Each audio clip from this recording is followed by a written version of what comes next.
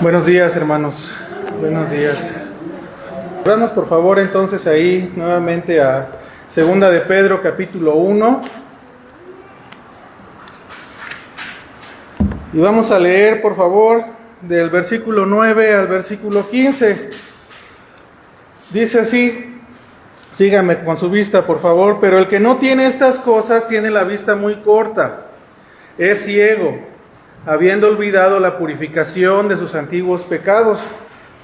Por lo cual, hermanos, tanto más procurad hacer firme vuestra vocación y elección, porque haciendo estas cosas no caeréis jamás. Porque de esta manera os será otorgada amplia y generosa entrada en el reino eterno de nuestro Señor y Salvador Jesucristo.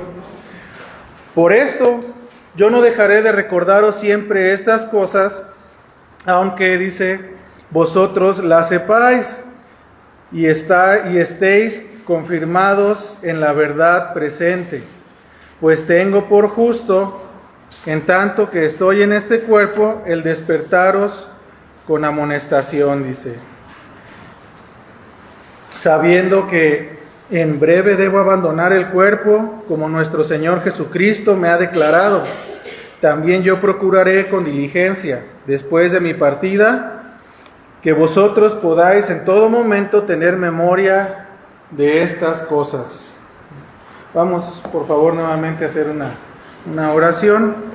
Padre Celestial, te agradecemos una vez más que nos has permitido congregarnos en pos de tu trono de gracia, que nos has permitido preparar nuestros corazones, Señor, para recibirte, para recibir tu palabra, sabiendo que tu Espíritu está en nosotros. Ahora recibimos tu instrucción con gozo y te pedimos que sea así en cada corazón. Que no, Señor, estemos distraídos en esta mañana, que tú proveas para nuestra edificación el día de hoy.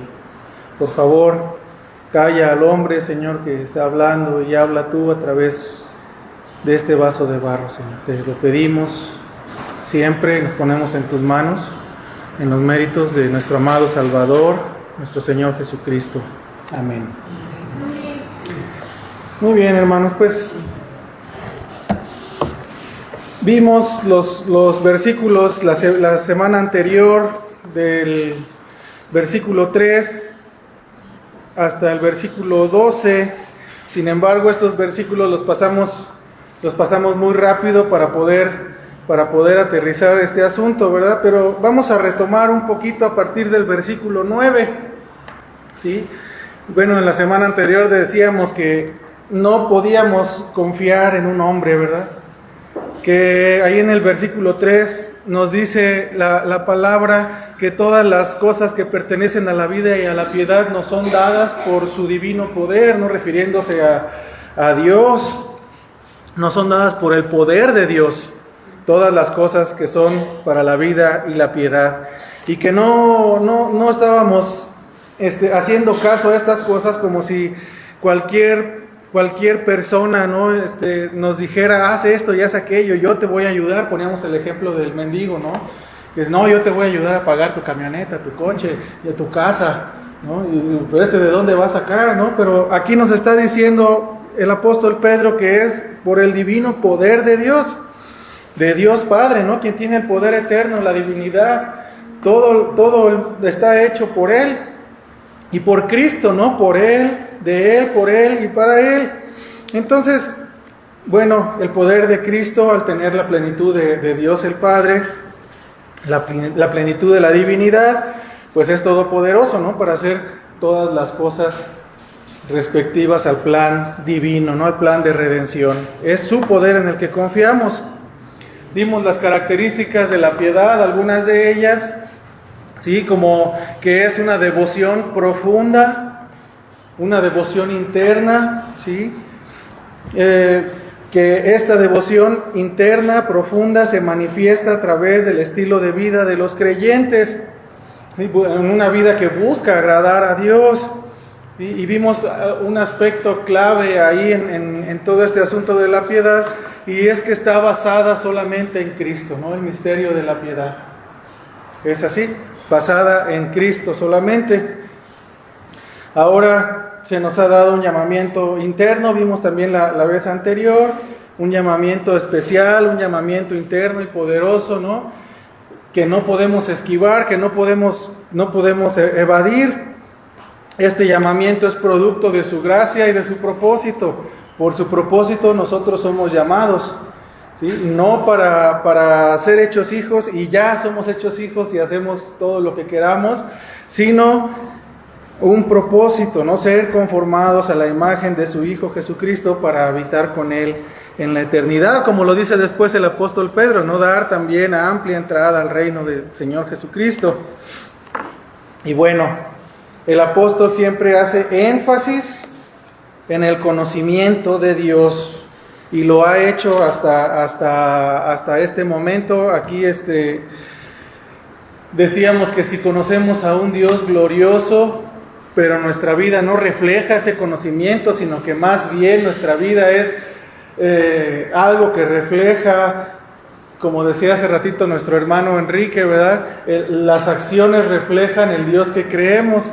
Si nosotros tenemos acciones del mundo, nuestro Dios es o está en el mundo, ¿sí? Entonces, no es de esa manera, ¿verdad? Sino que nosotros adoramos a este Dios que conocemos, le empezamos a conocer en alguna parte del tiempo en nuestra vida, fuimos salvados, trajo a nosotros las grandes promesas, ¿sí? Y ahora empezamos a conocerle más y más a través de su palabra, como vamos a ver también. Bueno, ese es el conocimiento, ¿no? Que nos ayuda a vivir de manera que reflejemos la confesión que hicimos, ¿sí? O que estamos haciendo. Soy cristiano. Sí, bueno, eres cristiano, pero no vives así en conformidad como dicen los cristianos vivir, ¿verdad? La mayoría de la gente en el mundo tiene en su mente el cristianismo como, el cristianismo antiguo, y se imaginan a los puritanos, ¿no? Que salen en las películas partiendo el pavo y haciendo estas cosas, ¿sí? Que no decían malas palabras, que no. Pero a veces por justificar estas cosas, no, es que el cristianismo ya no es así, ¿no? Queremos decir otras cosas, ¿no? Que justifican nuestros propios pecados. Pero nos está diciendo el apóstol Pedro que nosotros no hemos de vivir de esa manera, que una nueva criatura, la persona que ha sido escogida por Dios, que le ha sido dado un nuevo corazón, que ha sido recreada su alma, ¿sí? Aunque tiene pecado en el interior, va a obrar en conformidad a eso, ¿no? Ahora, se nos ha dado una fe, dice Pedro, ¿sí? Tenemos que hacer algo para que esta fe crezca. Y esta fe que nos ha salvado ahora es la misma fe que nosotros hacemos crecer a través del conocimiento de Dios, ¿sí? Primera de Pedro 1:2 nos dice acerca de la presciencia, ¿no? Estábamos hablando también de esto, la presciencia de Dios el Padre, y que según la Escritura esta presciencia no es que nos escoge porque Él vio lo que íbamos a hacer, ¿sí? Sino que Él nos escogió y que por este motivo nosotros hacemos lo que Él nos manda en su palabra, ¿sí? Y la presciencia es porque Él lo ha decretado desde antes de la fundación del mundo. Por eso lo sabe. No porque haya visto lo que iba a hacer Horacio, Felipe, Eleazar, Juan, nadie, ¿sí? Él decretó todas las cosas. Entonces, no es una información acerca de nosotros, sino una relación íntima y personal, ¿no? Veíamos este conocimiento, este tipo de conocimiento. Entonces, decíamos también que Dios siempre nos dice primero lo que Él hace por nosotros y después nos da el mandamiento para que nosotros sigamos este precepto, ¿no? O sea, Él nos ha cambiado y porque nos ha cambiado, nosotros debemos andar así o así, ¿sí? No al revés. Nosotros no hacemos las cosas para cambiar, no, Dios nos ha cambiado, Dios nos ha hecho nuevas criaturas y en consecuencia nosotros actuamos, ¿no? En consecuencia a eso, hay responsabilidad en el creyente, nos ha cambiado, eres una nueva criatura, ahora nos ha dado todas las cosas que son para la vida y la piedad. Entonces el mandamiento, después de que nos ha cambiado y nos ha hecho capaces, nos ha capacitado para ello, ¿sí? Ahora dice, añade a tu fe, ¿sí? Excelencia, ¿sí? Virtud, ¿sí? El mandato es así, la excelencia de Dios para hacer crecer la fe, añade virtud, añade excelencia. Los atributos de Dios, ¿no? A través de ellos, decíamos, nos enamoramos de Cristo, nos enamoramos de Dios, a través de conocerlo a Él, ¿sí? Cuando nuestra mente empieza a imaginar lo que es Dios, hay un tope, ¿no? Nuestra mente no puede imaginarse lo que realmente Dios es, solamente de una manera podemos saberlo, y es a través del conocimiento verdadero que nos da el estudio de la palabra, ¿no? Por eso debemos hacerlo con diligencia, decía, con celo, ¿sí? Bueno, a esta excelencia hay que añadir conocimiento, otra vez, epignosis, la palabra. A este conocimiento, templanza, ¿sí? Dominio propio es lo que dice ahí. Y decíamos que el conocimiento sin dominio propio, pues no es nada, ¿sí? Si la persona que sabe un montón, pero vive enojado, no tiene dominio propio, no sabe cómo hacer crecer las virtudes en su alma, ¿sí? Pues está capacitado para ello, está lejos de los medios de gracia que Dios ha puesto en nosotros. Entonces, templanza, ¿no? Y decíamos ahí algunos pasajes, en especial aquel de Tito 1:16, que hacía la comparación, iba a empezar a hacer la comparación a partir del capítulo 2 de los falsos maestros, pero dice ahí, ¿no? Que estos malos, ¿no? Que profesan conocer a Dios, o sea, de su boca dicen conocer a Dios, pero con sus hechos lo niegan. Y a esta templanza, al dominio propio, ¿no? Agregar o añadir perseverancia o constancia, ¿sí? A la paciencia, a esto paciencia, ¿sí? A esta paciencia piedad, amabilidad, afecto fraternal, ¿no? Y decíamos por último, al afecto fraternal, amor, ¿sí? El que se niega a sí mismo, ese amor. Decíamos que aquí lo interesante era definir a nuestras almas, a nuestras mentes, lo que el amor es. Decíamos que podíamos ir y leer ahí 1 Corintios 13 a partir del versículo 5, y ahí nosotros podemos encontrar lo que el amor es, ¿sí? El amor que se niega a sí mismo, el amor sufrido, ¿sí? Que el amor benigno, el amor, que no tiene envidia, ¿sí? Eso es el verdadero amor, como lo describe la Escritura, que se humilla, que es sencillo, que no es grosero, que no se irrita, no se enoja, ¿no? Sin razón, ¿sí? No guarda rencor. Puede volver a anotar en sus cuadernos y buscarlo después ahí si están tomando apuntes, ¿no? Primera de Juan 4:20. Si estas cosas abundan, dice, no estaremos sin qué hacer, no estaremos ociosos, ¿sí? No estaremos flojos. Si abundan estas cosas, tendremos frutos, ¿sí? Sin qué hacer ni sin fruto.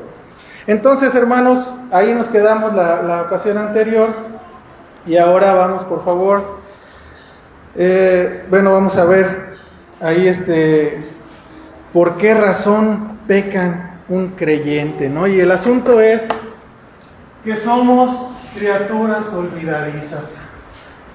Criaturas olvidadizas, ¿sí? Es una de las razones por las que peca un creyente, otras más, pero vamos a enfocarnos en este asunto, ¿no? Como ahí en la parte 2 del versículo 9 que nos interesa, dice, el que no tiene esto que ya mencionó, ¿sí? Tiene la vista corta, es ciego. Y luego dice, habiendo olvidado la purificación de sus antiguos pecados o de sus pecados pasados, ¿no? Y aquí el apóstol Pedro abre un pequeño paréntesis, ¿no? Así por decirlo de esa manera, para explicar que un cristiano no muestra fruto en su vida o no vive una vida de santidad por una razón muy importante, ¿verdad? Y esta razón importante es que ha olvidado la purificación de sus pecados pasados, ¿sí? Está hablando acerca del perdón de nuestros pecados simbolizado en el bautismo, ¿no? Es un símbolo, ¿sí? Solamente el bautizo, ¿no? Hemos sido lavados, dice el versículo 9, ¿sí? El lavamiento. que representa el bautismo, ¿no? Ahora, si usted que está escuchando es un creyente, ¿sí? Una de las razones por las cuales cae en el pecado un creyente es porque somos olvidadizos y se nos olvida que nuestros pecados han sido perdonados. Se nos olvida que Dios nos ha lavado. ¿Sí? Y uno podría decir, ¿cómo a una persona que ha sido lavada y regenerada se le pueden olvidar estas cosas? O sea, muchas veces decidimos hacer caso omiso. ¿Sí? Fíjese la gravedad del pecado de un creyente. Hacer caso omiso o que realmente se olvide, las dos cosas son graves, ¿no? Las dos cosas son graves. O sea, no me puede decir usted que cuando está discutiendo con su hijo, con su esposa o con quien sea, usted se acuerda que sus pecados han sido lavados, ¿verdad? ¿Se acuerda usted? No, Jesús ya me perdonó. ¿Sí? Cristo me limpió de esto que yo estoy reclamando y de más. Mucho más. ¿Sí? Si lo pensáramos de esa manera y lo recordáramos a cada instante, seguramente nuestro carácter bajaría en ese momento, ¿verdad? Pero no lo recordamos. O sea, imagínense, no baja su carácter y lo recuerda, entonces sería como decir, estoy enojado y mis pecados ya fueron perdonados y por eso soy más justo y más santo que este inútil, ¿no? Con el que estoy discutiendo o con quien sea. Es un pensamiento lleno de soberbia, ¿verdad? Si realmente se nos olvida que nuestros pecados han sido perdonados, que hemos sido lavados. Vayan buscando, por favor, ahí el libro de los Salmos, ¿sí? O sea, no pasa, hermanos, nos pasa como los creyentes que confesamos ese pecado. Usted se acuerda de estas cosas, ¿no? O sea, hemos pecado, hermanos, como creyentes, caemos en pecado, ¿sí? Ahora, nos arrepentimos porque es a lo que el Espíritu nos lleva a través de su palabra. Recordamos su palabra o escuchamos o leemos su palabra. Nos arrepentimos, sin embargo, por un tiempo hay aflicción en el corazón del creyente por lo que hizo. Porque no es cualquier cosa. Pudo haber hecho que el nombre de Cristo sea blasfemado por otros, o pudo haber herido a alguien. ¿Sí? Entonces se arrepiente, pero luego anda triste, agobiado. ¿Sí? Bueno, Pedro aquí nos está diciendo implícitamente que nos acordemos que nuestros pecados han sido perdonados, que hemos sido lavados. ¿Sí? Ahí Juan también, ¿no? El apóstol Juan pregunta a los creyentes si estamos acusando ahí en primera de Juan, ¿no? De infidelidad a Dios, porque dice que si confesamos nuestros pecados, Dios es fiel y justo para perdonar nuestros pecados. Él es fiel y justo. Entonces es recordar el Evangelio, ¿sí? Recordar el Evangelio en cada instante que hemos sido salvados, ¿sí? Y cuando hemos estado en ocasión de caer, en ocasión de pecar, hermanos, arrepentidos, ¿no? Dice el apóstol Juan que Dios es fiel y justo para perdonar nuestros pecados, ¿sí? Ahora, si tú ya te arrepentiste de tus pecados, pero te aflige todavía todo este asunto, ¿no? Pudiera ser un creyente que está triste siempre por sus pecados pasados, pero no ha entendido bien las cosas, ¿verdad? No ha entendido bien lo que nos dice la Escritura, ¿sí? Estamos acusando de infidelidad a Dios si nosotros pensamos que Él no es fiel y justo para perdonarnos. Ahora, si ya nos perdonó y andamos tristes, andamos como si tuviéramos que pagar por nuestros propios pecados. Fuiste perdonado por tus pecados. ¿Por qué estás triste? ¿Por qué estás enojado? ¿Por qué amargura? ¿Por qué fuiste perdonado por Cristo? ¿Sí? Él es justo para perdonarlos, ¿no? Hay contrición al momento, pero hermanos, realmente no es el evangelio de la prosperidad este asunto, hermanos. Cristo quiere que vivamos la libertad en la paz que Él ha conseguido por nosotros, ¿sí? Que vivamos gozosos, ¿no? El gozo del perdón, llevando, bueno, la realidad de nuestra vida, a la insensatez, ¿no? A veces tenemos que pensarlo también para no llevarlo hasta el otro extremo, ¿no? Bueno, Dios me ha perdonado, entonces puedo hacer lo que yo quiera, ¿verdad? O sea, Pablo pregunta de una manera muy confrontativa, ¿no? Entonces, ¿pecaremos para que la gracia abunde? Entonces, ¿tu pecado va a ser grande la gracia de Dios? En ninguna manera, ¿verdad? La gracia sobreabunda siempre, ¿no? Donde abundó el pecado, sobreabundó la gracia, dice. No pecaremos para que la gracia abunde. La gracia abunda y es eterna en Cristo. Entonces, vaya por favor ahí al Salmo 32.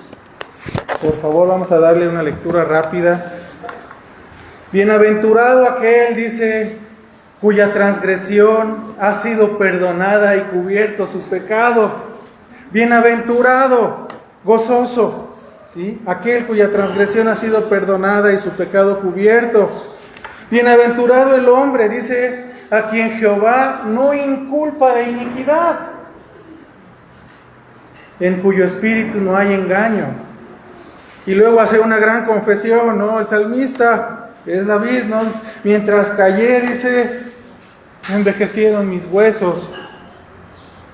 En mi gemir todo el día, dice, porque de día y de noche se agravó sobre mí tu mano, ¿no? La conciencia y el castigo de Dios, la mirada que reprueba el andar de un creyente, ¿sí?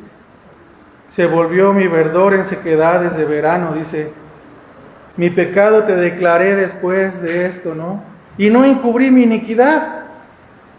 O sea, la contrición del corazón, el verdadero arrepentimiento del creyente lo lleva a esto. Mi pecado te declaré y no encubrí mi iniquidad. Dije, confesaré mis transgresiones a Jehová, y tú perdonaste la maldad de mi pecado. Por esto orará a ti todo santo. ¿Por qué? Porque Él perdona los pecados. Orará a ti todo santo, todo escogido, todo apartado, ¿no? Orará a ti en el tiempo que pueda ser hallado. Ciertamente, en la inundación de muchas aguas, dice, no llegarán estas a Él. Tú eres mi refugio, me guardarás de la angustia, con cánticos de liberación me rodearás, ¿no? Y habrá gozo en ese momento, ¿sí? Te haré entender, ¿no? Es la promesa de Dios. Y te enseñaré el camino en que debes andar. Dice, sobre ti fijaré mis ojos. ¿Sí? Una atención especial sobre las personas que se han arrepentido de sus pecados. Y luego está la advertencia, ¿no? de David. Dice, no seáis como el caballo o como el mulo, sin entendimiento. Si has pecado, arrepiéntete. ¿Sí? Comparando a aquel que no quiere arrepentirse con una mula, con un mulo, ¿no? Que han de ser sujetos, dice, con cabestro y freno. Porque si no, o sea, si no lo haces de esa manera, si no jalas la rienda, si no das el barazo, no se detiene, no se acerca o no avanza, no hace caso. Lo hemos visto, ¿no? A veces cuando somos niños vemos los carretoneros que pasan ahí por las casas y vemos cómo azotan a los animales. Como, mira estos malvados, ¿no? Cómo les pegan. Entendemos la naturaleza del animal, no la entendemos en ese momento, ¿verdad? Cuando crecemos sabemos, ¿no? Después, que si no hicieran esto, los animalitos no avanzarían. ¿Sí? A un caballo tiene que ponerle un freno en la boca, un fierro, que es al momento de que jalas, no repara, o no sé cómo se diga, no soy charro, ¿verdad? Pero más o menos así. O sea, tienen que hacer estas cosas. Entonces los compara con un animal. Y luego hace la comparación hacia el otro lado, ¿no? O sea, muchos dolores habrá para el malo, para el impío, mas el que espera en Jehová le rodea la misericordia.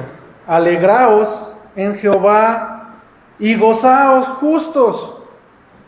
Cantad con júbilo todos vosotros los rectos de corazón, ¿no? Si está diciendo que peca y luego al último dice gozaos justos, entonces estos justos realmente no son justos por sí mismos, ¿verdad? Son justificados y perdonados. Es Cristo el que hace esto por nosotros. Gozaos justos, ¿no? Los que hacen justicia, los que la practican, y cantad con júbilo los rectos de corazón. Es una maravilla, ¿no? Este salmo que nos enseña aquí. O sea, nos explica el perdón y nos explica el arrepentimiento. No es solamente el perdón de los pecados y haz lo que tú quieras, ¿sí? Pecaremos para que la gracia abunde. No, no es así. Es pecaremos si somos descuidados y desobedientes, ¿no? Pero Dios nos traerá en arrepentimiento y la gracia de Dios nos perdonará, ¿no?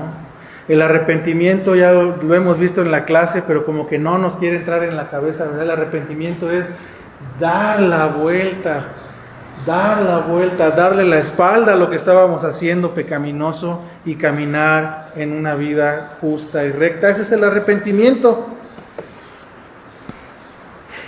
Vamos adelante, ¿no?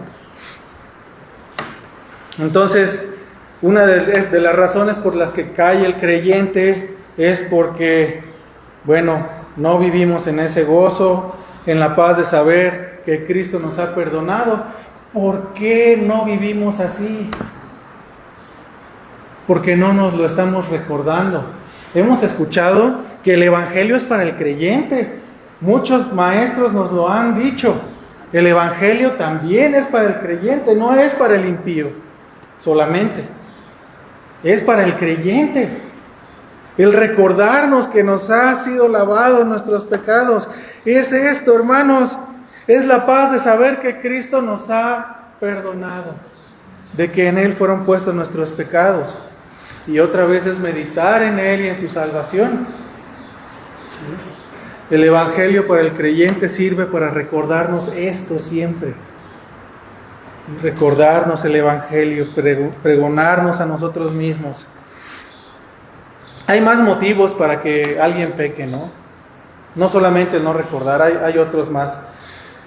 O sea, para que... Y así también hay motivos para no pecar más, ¿no? Más motivos que solamente recordar el Evangelio. Pero Pedro se centra en este asunto. Nos insta aquí a recordar que hemos sido lavados, que hemos sido purificados. Eso es lo que nos recuerda él, ¿sí? Para andar siempre buscando la santidad. Entonces, en un verdadero conocimiento de Dios nos transforma, ¿sí? Hemos sido ya transformados, pero va erigiendo, ¿sí? la vida del creyente en conformidad a Cristo. Bueno, también nos asegura la elección, ¿verdad? El verdadero conocimiento de Dios. Nos asegura nuestra elección. Hay varias cosas aquí, por favor, en el segundo punto, ¿no? La seguridad y la certeza. En el versículo 10 dice, por lo cual, hermanos, procurad tanto más de hacer firme vuestra vocación y elección.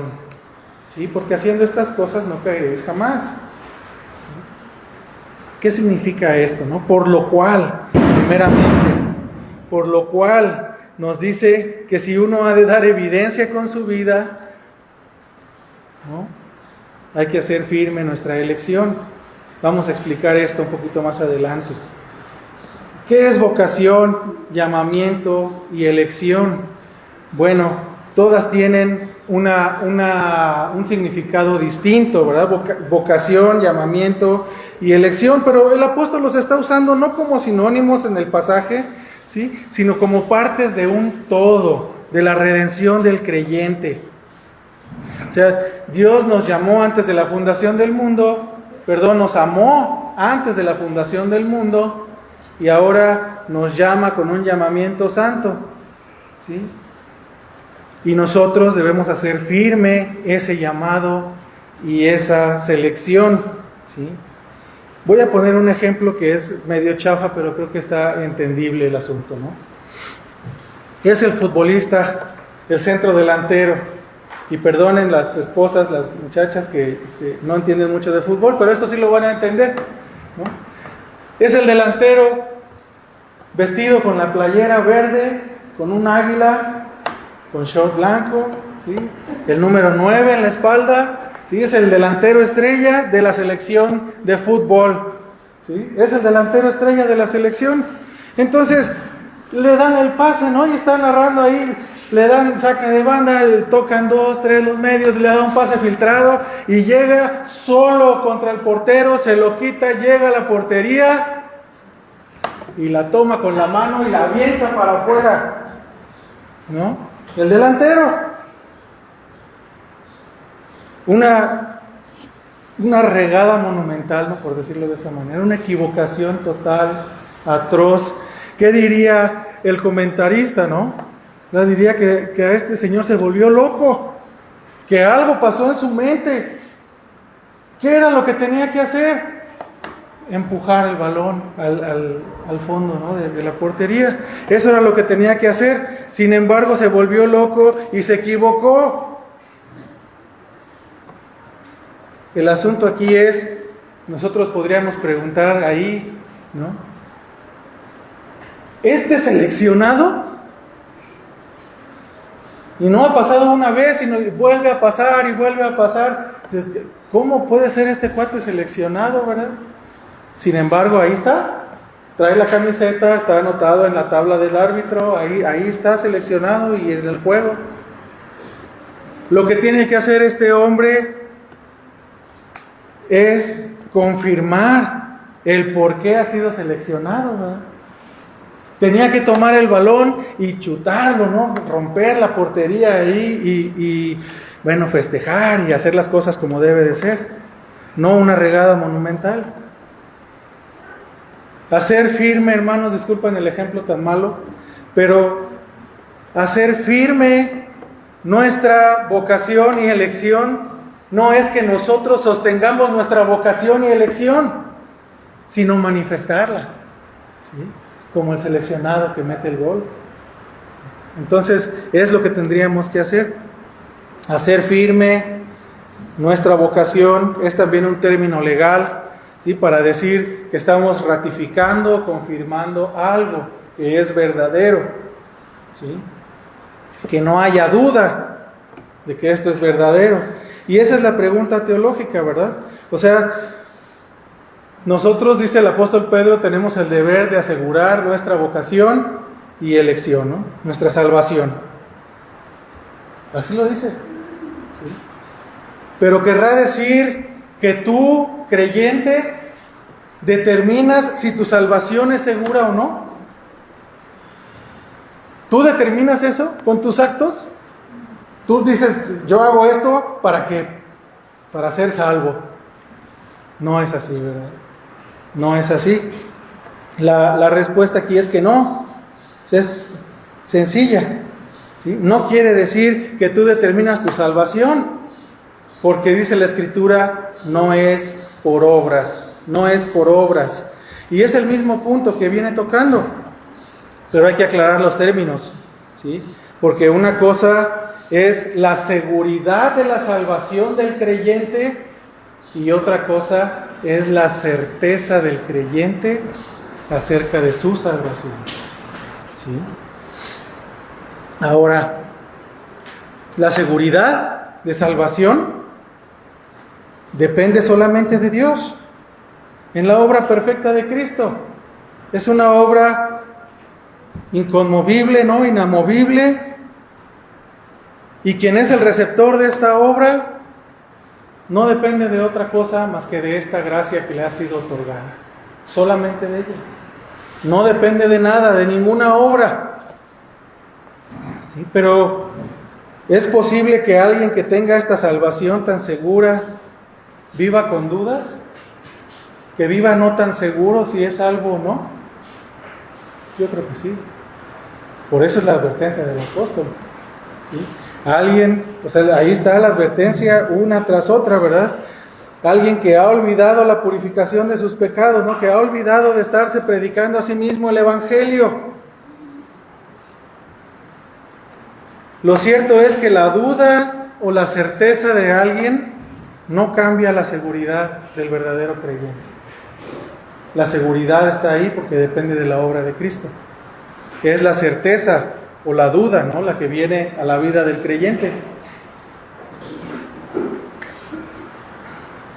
O sea, si tu vida está produciendo un fruto podrido, ¿sí?, hay dudas, ¿sí?, hay dudas, empieza a haber dudas. ¿Sí? Si estamos en nuestro cuerpo y de repente te estás lavando por aquí, ves que sale una bola putrefacta aquí en tu brazo, te espantas, ¿no? ¿Sabes? ¡Ay, caray! ¿Sí? ¿Qué pasó? No te estás lavando bien, te cayó una infección, te espantas, quisieras arrancarla de tu cuerpo, ¿no? Ahí inmediatamente. Eso es lo que sucede, ¿no? Empiezas a pensar, bueno, este fruto no es de alguien sano, es de alguien que está enfermo. Entonces, si tu vida produce frutos podridos, ¿sí?, pero si alguien vive aquí, como nos insta Pedro, ¿sí?, Pedro nos insta a vivir buscando la santidad, nos insta a vivir buscando, ¿no?, añadiendo fe, virtud, conocimiento, dominio propio, todas estas cosas. Si alguien vive así, el fruto será un fruto sano. ¿Sí? ¿Qué siente esta persona? ¿Qué siente? Pues siente que su elección es bastante firme. Es lo que está diciendo el apóstol Pedro. Haced firme vuestra vocación, no que nosotros por nuestro poder hagamos firme la salvación, sino nuestra seguridad, nuestra certeza de la elección que nos ha sido otorgada, ¿no? Obedeciendo estas cosas, dice, no caeréis jamás. Y el versículo 11 es el mismo punto, ¿verdad? De esta manera os será abundantemente administrada la entrada al reino eterno de nuestro Señor y Salvador Jesucristo. Os será otorgada amplia y generosa, dice la versión 60, ¿no? Amplia y generosa entrada en el reino eterno de Cristo. Nos está diciendo aquí, no nos está hablando el apóstol Pedro de la recompensa del cristiano, ¿verdad?, del creyente, sino de quién entra y quién no en el reino de Jesucristo, ¿sí? No de cristianos que producen fruto y cristianos que no producen fruto, sino será otorgada la entrada, ¿no?, en este asunto. Bueno, otorgado es la misma palabra del versículo 5. ¿Se acuerda que les estaba hablando de las traducciones? Que dice, añadid a vuestra fe. ¿Sí? Otorgada, administrada, sustentada es la palabra, ¿verdad? Con estas cosas nos será sustentada, dice el apóstol Pedro. Bueno, el mensaje, hermanos, de la Escritura es consistente. No podemos decir aquí que a través de nuestras obras nosotros vamos a poder entrar. ¿Sí? El mensaje de la Escritura, tanto de Pedro como de los apóstoles de Cristo, ¿sí?, es el mismo y es consistente. Las obras no salvan. Ese es el asunto. Las obras no salvan, pero sí evidencian la salvación. La fe que nos ha sido otorgada es un medio para salvarnos, ¿sí?, un medio. Por gracia sois salvos por medio de la fe, pero cada persona que recibe esta fe demuestra esa fe con su arrepentimiento y con sus obras, ¿no?, con su manera de vivir. Así muestra al mundo que es un creyente, no con su boca diciendo soy un creyente o poniéndose su playera, no. De esa manera, hermanos, hay algunos comentaristas, ¿no?, que dicen que no es exactamente el reino del que hemos hablado cuando vino Cristo, ¿no?, que dice el reino bajó, el reino vino a este mundo, sino el reino en un sentido escatológico, ¿no?, ya en la eternidad. O sea, el creyente entra en el reino de Dios cuando se arrepiente, ¿sí? Cuando es nacido de nuevo, puede ver y entrar en el reino de Dios.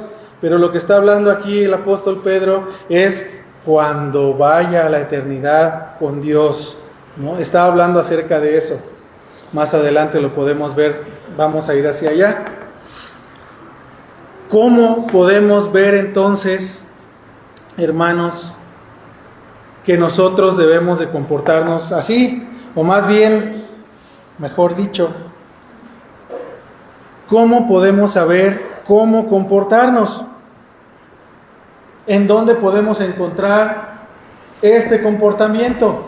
La dirección que nosotros debemos de llevar. ¿Sí? Bueno, ¿dónde no lo podemos encontrar? En nuestro corazón. No lo podemos encontrar en nuestra mente. No lo podemos encontrar en la moralidad que nos ha sido enseñada. ¿Sí? En el único lugar donde podemos encontrarlo es en la palabra. Y vamos ahí al punto número 3. El versículo 12 nos dice: por esto yo no dejaré de recordaros siempre estas cosas, aunque ustedes las sepan y estén confirmados en la verdad presente. Hasta ahí. Sigue confirmando y enfatizando el conocimiento de las verdades bíblicas. ¿Sí? Yo no dejaré de recordaros siempre estas cosas. En el versículo 2 lo vemos, ¿no? Gracia y paz por medio del conocimiento de Dios. ¿Sí? En el versículo 3, todo lo que necesitamos para la vida y la piedad mediante el conocimiento de Dios. En el versículo 5, debemos de crecer en este conocimiento, ¿no? Como si nosotros no pudiéramos crecer en santidad sin crecer en el conocimiento de Dios. Y esto es una realidad. Mientras más profundizamos y más conocemos al Señor, más sabemos cómo debemos de comportarnos, más sabemos cuánto debemos de esforzarnos para no ser como nuestro viejo hombre quiere ser. Nos encontramos con esa gran sorpresa, ¿verdad? Que parecía estar muerto, pero quiere levantarse. El viejo hombre, el pecado que mora en nosotros. Entonces, esto nos lleva a examinar la epistemología divina, ¿no? La epistemología no es más que preguntarnos dónde se fundamenta este conocimiento. ¿Cuál conocimiento es el que debo de tener en mi mente? ¿Dónde encuentro el conocimiento de Dios? ¿Dónde aprendemos de Él? Y bueno, nosotros sabemos la respuesta, ¿no? La Biblia es la única herramienta que Dios usa para ello, para enseñarnos. La Biblia. ¿Sí? Juan 17:17 nos dice: santifícalos en tu verdad, tu palabra es verdad. ¿Sí? Segunda de Timoteo 3:17 dice que Dios nos prepara. ¿Sí? Bueno, del 16 en adelante, ¿no? Nos prepara con las Escrituras para todas las cosas, ¿no? En este mundo.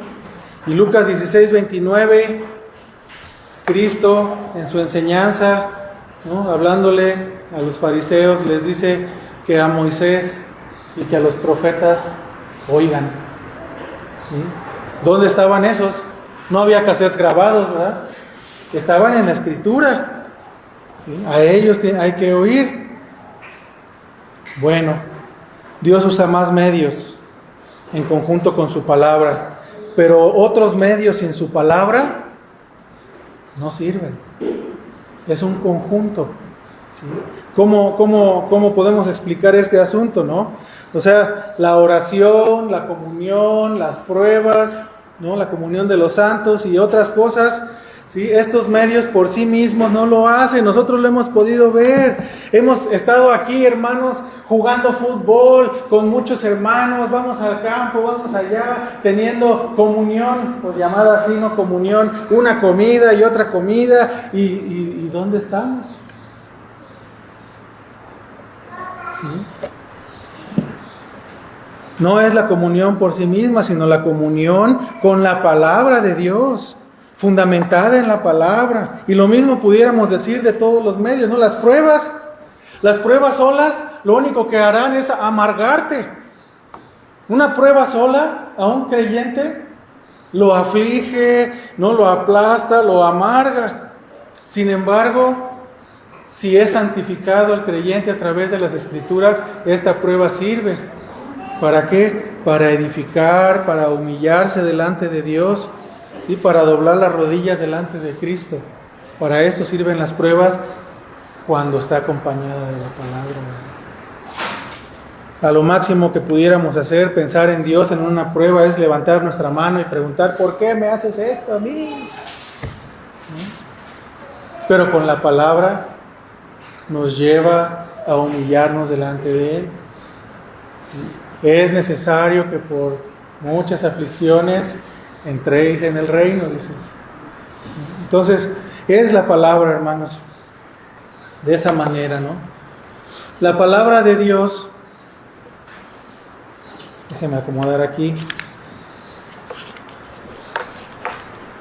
Cuando podemos ilustrar este asunto de que es lo único que nos lleva, ¿no? Si estás arreglando algo, sobre todo los varones, ¿no? Que están arreglando algo ahí en la despensa o ahí en algún mueble y estás tú metido ahí abajo, ¿no? Tratando de apretar y te encuentras que es un mueble chino y ves tu desarmador y dices, híjole, man, no entra ahí, no cabe. ¿Sí? Entonces se acerca el ayudante estrella, ¿no? Ahí el pequeñín y ¿te ayudo? Sí, ayúdame, ¿no? Tráeme por favor de ahí de mi caja de herramientas. Hay una caja así anaranjada que tiene muchas puntas de desarmador y esa tráeme por favor. Y ahí va el ayudante, ¿no? A traer la herramienta para ayudar a su papá y llega con el martillo. ¿Sí? ¿Y el martillo para qué me sirve? Para destruir la caja, ¿no? Para destruir ahí el mueble. Es para lo que me va a servir. Hermanos, solamente hay una herramienta para quitar ese tornillo, y lo necesitas. Entonces, ¿qué tienes que hacer? Ir y buscar la herramienta, la que necesitas para salir adelante. Cuando estamos en medio de las pruebas, necesitas una herramienta para salir adelante. La gracia de Dios te ha sido dada. Eres capacitado para entender su palabra. Vaya a ella, a buscar consuelo, a buscar salida, ¿sí? A buscar ánimo, a buscar la manera de conducirte en cada aspecto de tu vida. Entonces, muchos ejemplos pudiéramos dar acerca de esto, pero podemos ser más concisos, ¿no? Y decir que la palabra de Dios nos recuerda la verdad. Nos recuerda la verdad. Por esto, en el versículo 12 dice el apóstol Pedro, por esto, eso nos recuerda, no nos conecta con el contexto anterior. Por esto, ¿sí? Como la vida eterna y tu seguridad dependen de lo anterior, de la obra de Cristo y de que tú te estés recordando estas cosas, ¿sí? No se los voy a decir una sola vez, se los voy a repetir, dice el versículo 12, ¿no?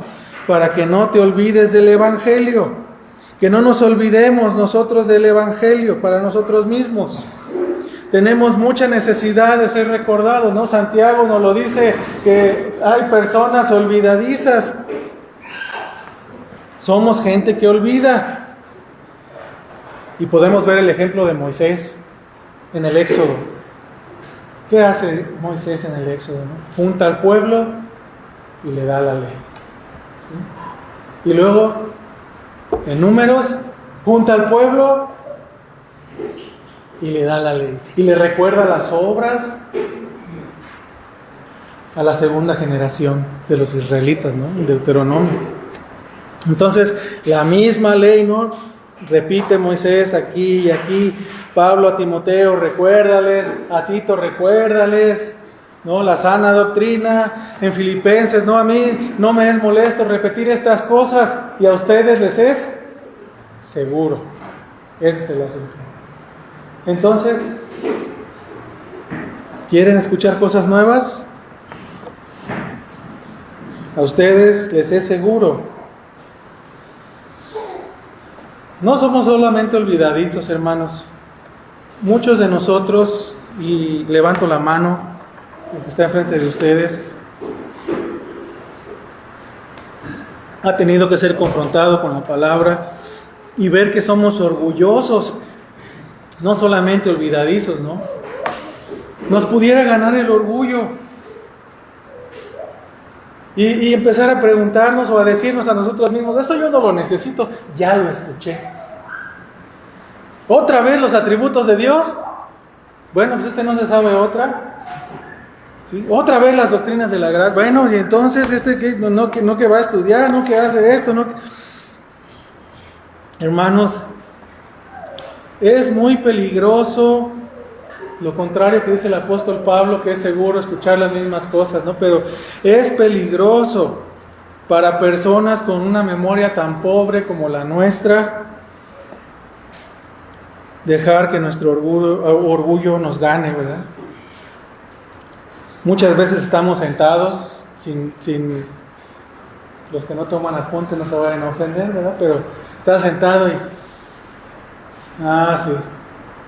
sí, confías en tu memoria, qué bueno.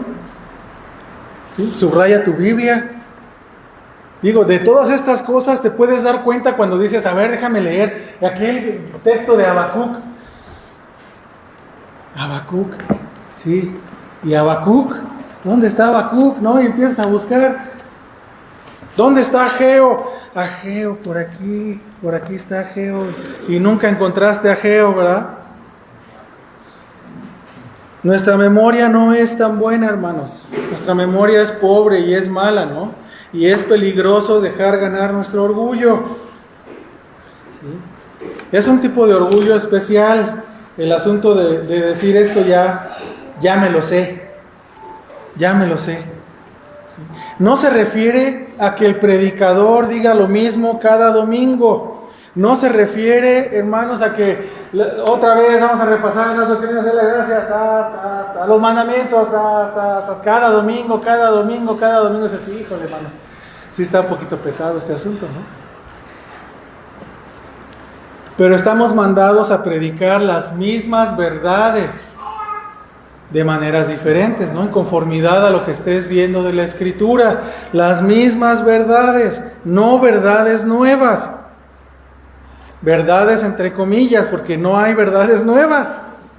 Todo está en la Biblia. ¿Desde cuándo? Desde que fue cerrado el canon. Desde ahí está en la Escritura. ¿Sí? Entonces, no son verdades nuevas, sino la misma sana doctrina en todos los aspectos de nuestra vida. O sea, vamos a ver, ¿sí?, los mandamientos en el matrimonio, en la vida de los hijos. Ahora vamos a ver diferentes en tu trabajo. O sea, todas estas cosas no debemos de ser enseñados cómo aplicarlas a nuestra vida. Así como decíamos Moisés en el Éxodo y Levítico, ¿no? Toma esas verdades y las recuerda a las nuevas generaciones. Ahora,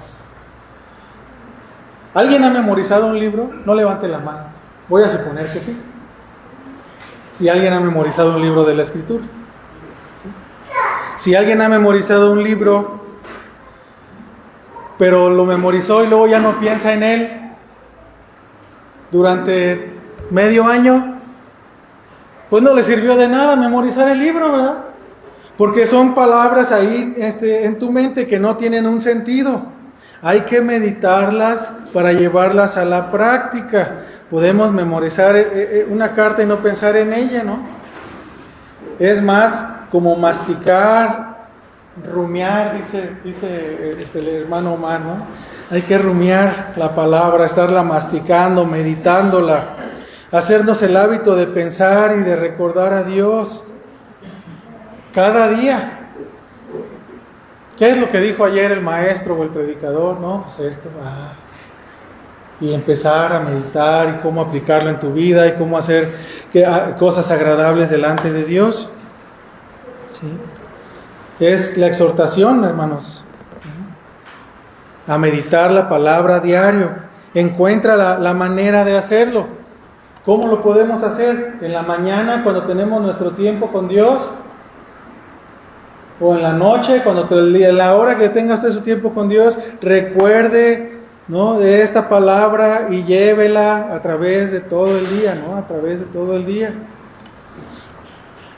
Hay un predicador que a muchos se les hace así muy extremista, ¿sí? El hermano Pablo Washer, ¿no? Él decía que ponía su alarma ahí cada hora para estar pensando y meditando en la palabra.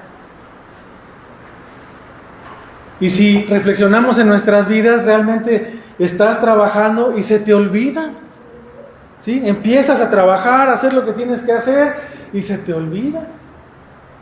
Y tenemos que estarnos recordando a cada instante que hay que pensar en Dios, ¿verdad? Hacernos este hábito de recordar a Dios en todo lo que hacemos. ¿Sí? El que sepas algo no significa dejarlo y ya. ¿Sí? Sino dice el apóstol Pedro, se los voy a recordar, aunque ya lo sepas, para que seas confirmado en esta verdad presente. ¿Sí? Para que seas confirmado ahora, o sea, cada instante, ¿no? ¿Recuerda usted los pasajes de Lucas 22? Es algo interesante, ¿verdad? Porque el apóstol Pedro aquí nos está diciendo que lo dice para confirmarnos. Y en Lucas 22:32, aquí el pasaje en donde le dice Cristo a Pedro, dice: Pedro, Simón, Simón, dice, Satanás os ha pedido para zarandearos, dice. Pero yo rogaré por ti para que tu fe no falte. ¿Sí? Y le dice, le encarga, ¿no? Pero tú, una vez vuelto, confirma a tus hermanos. Y son de las pocas veces que se repite este verbo, ¿no? Esterizo. Puedes checarlo ahí en el Strong. No hay muchas veces que se repite, pero estas dos veces, ¿no? En aquel tiempo está poniendo el fundamento, ¿no? Para que, escuchando a los falsos maestros, como empieza a decir, estén firmes y confirmados conociendo las verdades escriturales. Confirma a tus hermanos. ¿Sí? En aquel tiempo, el fundamento, y ahora confirmando, ¿no? El cumplimiento de la solicitud que le hizo Cristo a Pedro, ¿no? Del mandamiento. Que tengamos una fe firme en contra de cualquier cosa que venga. Vamos dirigiéndonos aquí al final. Hermanos, versículo 13.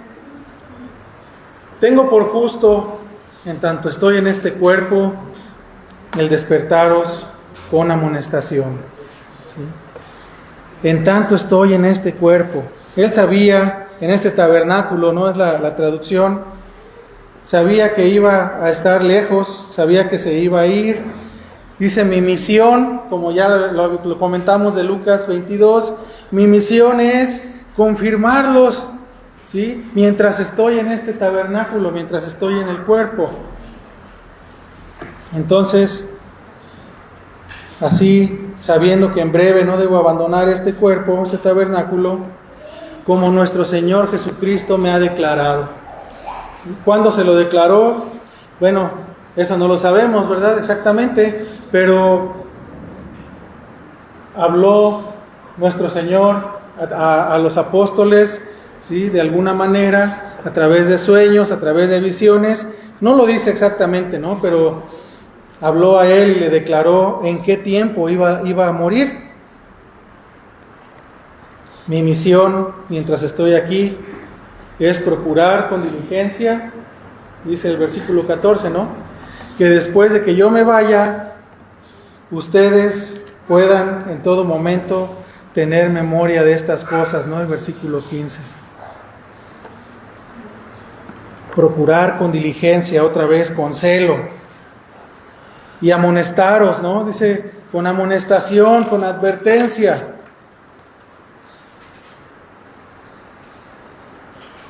Pudo haber sido en aquellos pasajes de Juan 21:19, ¿no? Cuando Dios le dijo con qué muerte iba a morir, pero específicamente no lo dice el apóstol Pedro y guarda silencio la Escritura, y nosotros también, ¿no? Pero hay dos opciones aquí para poder interpretar este pasaje, ¿sí? De este versículo 15, que después de mi partida o de mi éxodo, dice, puedan recordar estas cosas. Y las dos opciones, pues la primera, hermanos, es la opción así como se interpreta en la postura católica, ¿no? Que dice que Pedro irá al cielo y que después de estar en el cielo, ¿sí?, intercederá por nosotros allá. Y así es como lo toma la Iglesia Católica, ¿sí? Que, o sea, sacando todo el contexto de la salvación, sacando todo el contexto de que ya no estaré con ustedes, ¿sí? Pero la otra manera es que Pedro está anticipando la lectura de su carta por la Iglesia, por usted, ¿sí? Pedro está anticipando esta lectura y así termina diciendo en el capítulo, ¿verdad? Tenemos la palabra profética más segura. Así como ellos tenían esa palabra profética, nos ha dado esta palabra, con el canon ya cerrado el día de hoy, ¿no? Tenemos la verdad, tenemos la plenitud de la verdad, a Cristo y la Escritura, es la plenitud de la verdad. Entonces, continuaremos con los demás versículos en la siguiente ocasión y vamos a terminar con algunos comentarios, hermanos. Muchas veces nos hemos topado en la Escritura con pasajes como estos del versículo 10, ¿sí? Procurad hacer firme vuestra vocación y elección, ¿sí? Que parece que les está diciendo, ustedes tienen que hacerlo.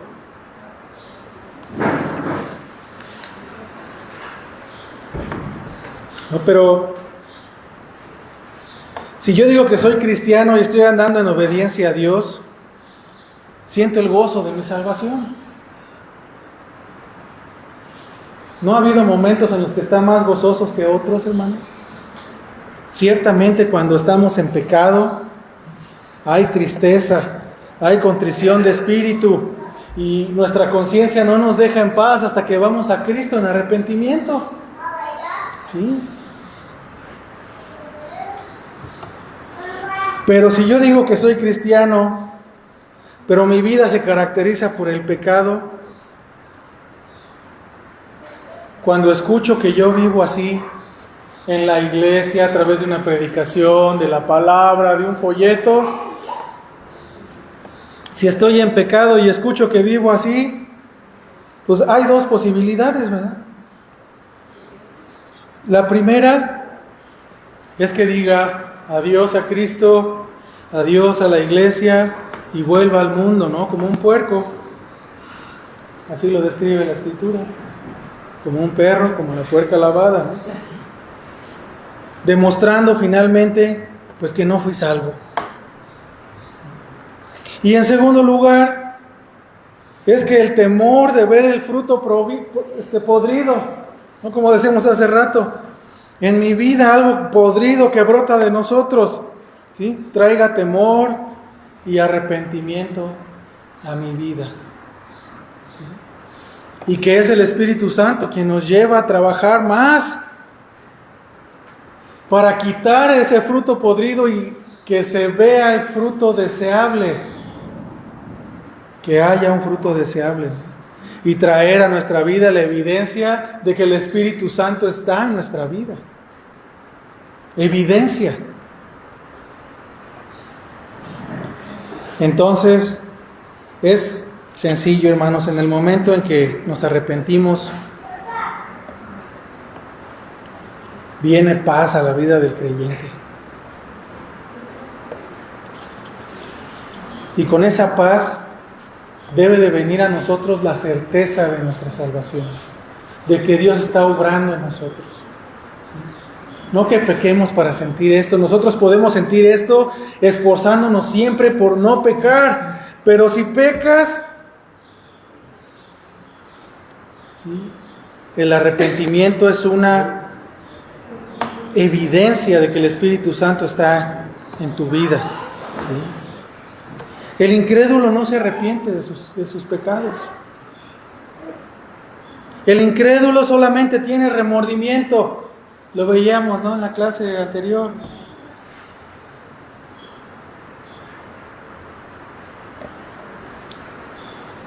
Se siente mal por un pecado, pero no lo abandona. ¿Sí? Recae y recae y recae, o tal vez está mal dicho recaer, ¿no? Tal vez nunca se levantó de ese pecado.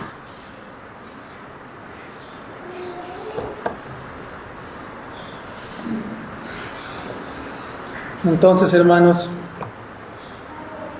si confesamos nuestros pecados y nos arrepentimos de ellos y damos la espalda y caminamos en pos de nuestro Salvador, andaremos en gozo, ¿no? Ahí es donde Pedro quiere vernos. Ahí es donde Pedro quiere confirmar a los hermanos, aunque ya sepan esas verdades.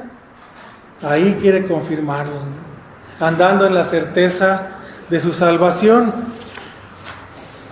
¿Sí? En segundo lugar, las marcas del conocimiento de Cristo son, primero, que ese conocimiento transforma tu vida.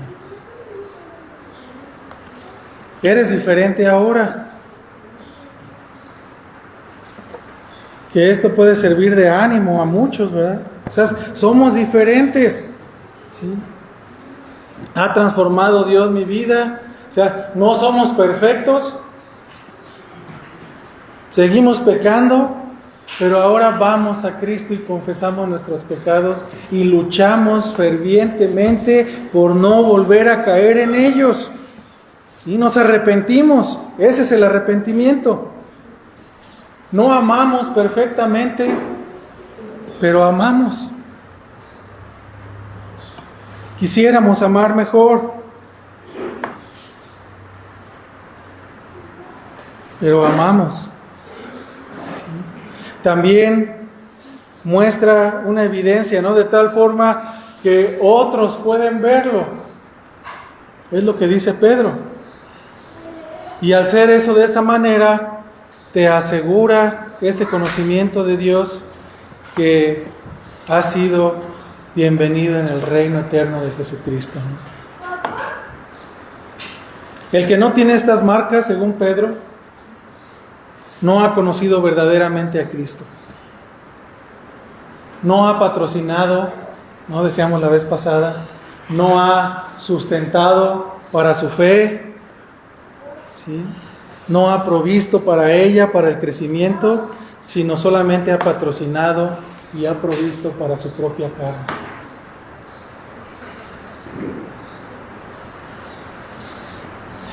Y en último lugar, solo como comentario, hermanos, o sea, los primeros receptores de esta carta, los receptores inmediatos, podríamos decir, ¿no? de esta carta, no tenían Biblias.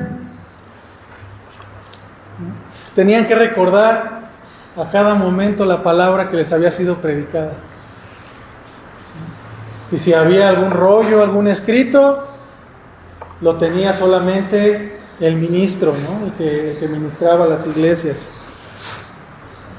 Entonces, de esa manera, hoy el mandato no ha cambiado. El mandato es el mismo. Pero la pregunta es, ¿usted sí tiene Biblia? Es una pregunta muy medio tonta, ¿verdad? Porque hasta los incrédulos tienen Biblia. La tienen ahí de adorno, ¿no? Como un amuleto. Usted que es creyente y que la lee, yo le puedo preguntar a usted cuántas Biblias tiene en su casa. Algunos ni saben cuántas Biblias tienen, de tantas Biblias que tienen. Es que aquí dejé una, aquí en el... es que en mi closet hay otra, abajo de la almohada hay otra, en el buró hay otra, en la cocina tengo una, así. El internet y el celular están ahí, ¿no? Las herramientas. Tiene varias versiones, tiene diccionarios, tiene un montón de cosas. No como en aquel entonces, ¿no?